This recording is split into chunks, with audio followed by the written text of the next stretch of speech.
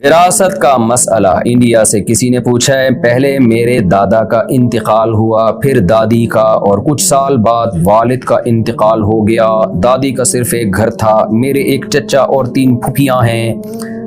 پھوپھی لوگ امیر ہیں، ہم غریب ہیں۔ جب سب پھوپھیاں زندہ تھیں تب ان لوگوں نے گھر کا حصہ معاف کر دیا تھا، تو کیا اس گھر کا حصہ صرف میں اور میرے چچا رکھ سکتے ہیں؟ پہلے دادا کا انتقال ہوا، پھر دادی کا، کچھ سال بعد والد کا بھی انتقال ہو گیا۔ ہاں، تو وہ ساری وراثت جو ہے وہ پھر تو ٹرانسفر ہوگی اولاد میں، کیونکہ بار چچا پھوپھیاں میں ہوگی۔ دیکھیں، جب پھوپھیاں زندہ ہیں، انہوں نے گھر کا حصہ معاف کر دیا نا، تو خوب سمجھ لیں وراثت کے مسئلے میں، یہ بات خوب سمجھ لیں کہ معاف کرنا ہبہ کہلاتا ہے، یعنی گویا پھوپھیوں نے اپنا گھر آپ کو دے دیا، یہ مطلب ہوگا۔ تو جب بھی کوئی چیز ہبہ کی جاتی ہے، گفٹ کی جاتی ہے، تو جب تک اس میں قبضہ نہ ہونا، وہ گفٹ کمپلیٹ نہیں ہوتا، مکمل نہیں ہوتا۔ خوب سمجھ لیں۔ دوسری بات یہ کہ جو چیز تقسیم کے قابل ہو، یعنی ڈیوائڈ کرنے کے بعد بھی اس سے فائدہ اٹھایا جا سکتا ہو، تو اس میں ہبہ اس وقت تک مکمل نہیں ہوگا جب تک اس کو ڈیوائڈ نہ کر دیا جائے۔ میں مثال سے بات سمجھاتا ہوں۔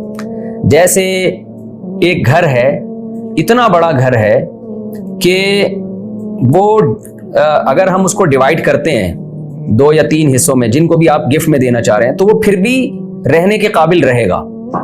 تو وہ گھر جب ہبہ کیا جائے گا نا 2-3 افراد کو، تو ڈیوائڈ کر کے دینا پڑے گا، یعنی پورشن کہ بھئی یہاں سے یہاں تک آپ کا ہے، یہاں سے یہاں تک آپ کا ہے، یہاں سے یہاں تک آپ کا ہے۔ تو جب تک اس طرح ڈیوائڈ نہیں کیا جائے گا، اس وقت تک ہبہ مکمل نہیں ہوگا۔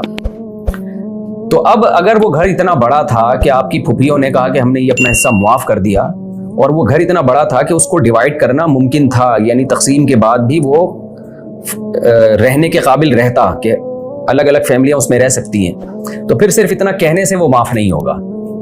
بلکہ وہ ابھی بھی پھوپھیوں کا ہی ہے، جب تک وہ اس طریقے سے نہیں دے دیتی، قبضہ نہیں دے دیتی اور ڈیوائڈ نہیں کر دیتی۔ لیکن اگر وہ گھر اتنا چھوٹا ہے کہ وہ ڈیوائڈ کے قابل نہیں، جیسے فلیٹ ہوتے ہیں یا چھوٹے گھر ہوتے ہیں، ان کو اگر 2 پارٹ میں آپ کر دیں تقسیم، تو پھر وہ کسی کے بھی استعمال کے قابل نہیں رہتا، یا 3 پارٹ میں اگر آپ اس کو ڈیوائڈ کر دیں، تو وہ جو یعنی قابل تقسیم ہی نہ ہو، تو پھر اس میں زبانی کہنے سے کہ بھئی میں اپنا حصہ مجھے اس میں نہیں چاہیے، میں دستبردار ہو جاتی ہوں، تو پھر یہ کہنے سے وہ اس حصے سے دستبردار ہو جاتی ہیں،